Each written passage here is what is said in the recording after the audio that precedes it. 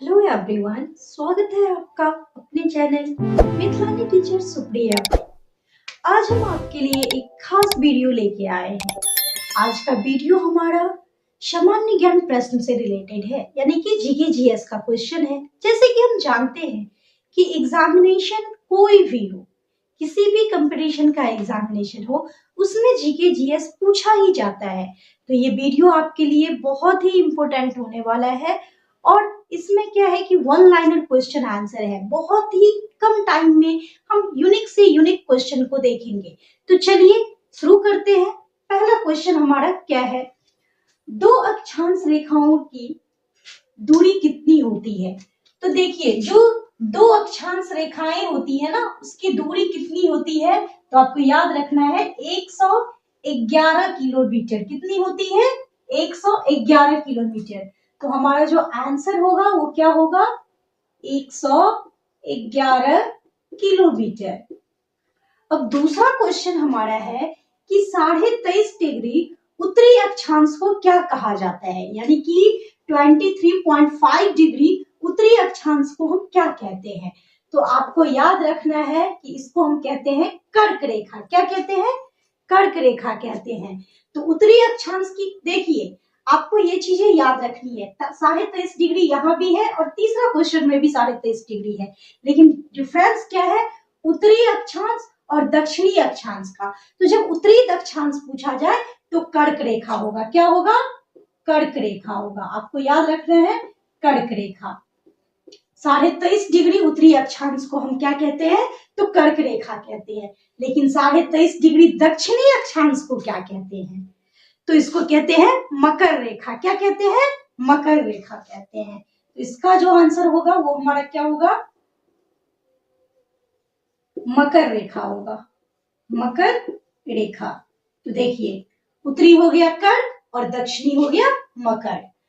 अब next question है हमारा क्वेश्चन नंबर 4 कि दो देशांतर रेखाओं के बीच समय का अंतर क्या है। जो दो देशांतर रेखाएं होती है ना, उसके बीच का जो समय का अंतर होता है वो कितना होता है? तो 4 मिनट होता है। कितना होता है? 4 मिनट होता है। आपको याद रखना है 4 मिनट होता है देशांतर रेखाओं के बीच का समय अंतर। नेक्स्ट क्वेश्चन हमारा है क्वेश्चन नंबर 5, वी आकार की घाटी का निर्माण होता है, यानी कि वी आकार की घाटी का निर्माण कब होता है? तो ये नदी के द्वारा होता है। किसके द्वारा? तो नदी के द्वारा। आपको याद रखना है नदी द्वारा जो है ये वी आकार की घाटी का निर्माण होता है। नेक्स्ट क्वेश्चन हमारा है क्वेश्चन नंबर 6, पृथ्वी पर दिन रात कैसे होते हैं। तो पृथ्वी पर जो दिन रात होते हैं ये होते हैं पृथ्वी के घूर्णन की वजह से, यानी कि रोटेशन की वजह से। तो हमारा जो आंसर होगा वो क्या होगा? पृथ्वी के घूर्णन गति से, यानी कि रोटेशन की वजह से जो है पृथ्वी पे दिन रात होता है। लेकिन यहीं पे आपसे एक क्वेश्चन और पूछ दिया जाता। क्या पूछ दिया जाता? कि दिन रात के जगह पे आपसे पूछ दिया जाता है कि मौसम चेंज कैसे होते हैं। पृथ्वी पर जो सीजन चेंज होता है वो सीजन चेंज किसके वजह से होता है? तो ये आपको याद रखना है रिवॉल्यूशन की वजह से। किसकी वजह से? रिवॉल्यूशन की वजह से। यहाँ लिख देते हैं कि अगर आपसे पूछा जाता है कि सीजन चेंज कैसे होता है सीजन, ठीक है, यानी कि आप कह सकते हैं मौसम जो चेंज होती है वो कैसे होते हैं। जैसे कि विंटर सीजन है, फिर समर सीजन, ये सारी चीजें जो होती है वो किसके वजह से होती है? तो आपको याद रखना है रिवॉल्यूशन की वजह से। रिवॉल्यूशन की वजह से ये चेंज होता है। नेक्स्ट क्वेश्चन हमारा है पृथ्वी पर दिन और रात बराबर कब होते हैं। तो साल में ऐसा 2 दिन आता है जिस दिन दिन और रात दोनों बराबर होते हैं, यानी कि दिन भी 12 घंटे के और रात भी 12 घंटे के, दोनों इक्वल होते हैं। तो यहाँ पूछा जा रहा है कि कब होते हैं।